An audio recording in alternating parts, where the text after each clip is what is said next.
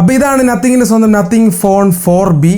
ഈ ഒരു ഫോണിന്റെ 1 മിനിറ്റ് ഷോർട്ട് റിവ്യൂ ഞാൻ പറയാൻ പോകുന്നത്. ഫസ്റ്റ് തന്നെ ഇതിന്റെ ഡിസൈൻ നല്ലൊരു കിടിലൻ ഡിസൈൻ ആണ്. ചെറുതായിട്ട് ഐഫോൺ 17 Pro Max പോലെ ഇരിക്കും, കാരണം ഇതിന്റെ സെക്ഷൻ ഡിവിഷൻ കണ്ടോ, ക്യാമറയുടെ പോർഷനും ബാക്കി ആ ഒരു കവറും തമ്മിലുള്ളൊരു സെക്ഷൻ ഡിവിഷൻ ഉണ്ട്. അത് ഏറെക്കുറെ ഐഫോൺ പോലെയൊക്കെ ഇരിക്കും, സ്വാഭാവികമായിരിക്കും. ഈ ഒരു ഫോണിന്റെ ഫ്രണ്ടിലേക്ക് നമുക്ക് 6.77 ഇഞ്ചിന്റെ ഒരു ഫുൾ HD+ AMOLED ഡിസ്പ്ലേ ആണ്. 120 Hz റിഫ്രഷ് റേറ്റ് ഒക്കെ ഉണ്ട്. പിന്നെ OS ലേക്ക് നോക്കിക്കഴിഞ്ഞാൽ nothing OS 4.1 based on Android 16 ആണ്. കിഡിലൻ OS ആണ്, ഒരു രക്ഷയില്ല, നല്ല കിഡിലൻ OS ആണ്. പെർഫോമൻസിലേക്ക് വരുവാണെങ്കിൽ നമുക്ക് Qualcomm Snapdragon 6 Gen 4 എന്ന് പറഞ്ഞ ചിപ്സെറ്റ് ആണ് ഇതിനകത്ത് കിട്ടുന്നത്. LPDDR4X UFS 2.2 ഒക്കെ ഉണ്ട്. സോ നോർമൽ യൂസർ ഒക്കെ ആണെങ്കിൽ ഒരു ഇഷ്യൂ നിങ്ങൾക്ക് വരത്തില്ല. ഇനി ക്യാമറയിലേക്ക് നോക്കുകയാണെങ്കിൽ നമുക്ക് 50 megapixel primary camera, 8 megapixel ultrawide ലഭിക്കുന്നുണ്ട്. And photos looks good. ഞാൻ കുറച്ച് സാമ്പിൾസ് നിങ്ങളെ കാണിച്ചു തരാം. എനിക്ക് അങ്ങനെ വലിയ ഇഷ്യൂസ് ഒന്നുമില്ല. It's A decent good phone. Finally ഒരു ഫോണിന്റെ ബാറ്ററി നോക്കിയാൽ 5200 mAh ബാറ്ററിയും 33 വാട്ട്സിന്റെ ഫാസ്റ്റ് ചാർജർ പെട്ടിക്കകത്തില്ല. അത് നിങ്ങൾ അവരുടെ സ്റ്റോറിൽ നിന്ന് ഓൺലൈനിൽ നിന്ന് എന്തെങ്കിലുമൊക്കെ മേടിക്കേണ്ടി വരും. ഫൈനലി ഫോണിന്റെ പ്രൈസ് കേട്ട് കഴിഞ്ഞാൽ ഞാൻ ഞെട്ടി. 8GB 120GB പ്രൈസ് എന്ന് പറഞ്ഞാൽ 35,000 ആണ്.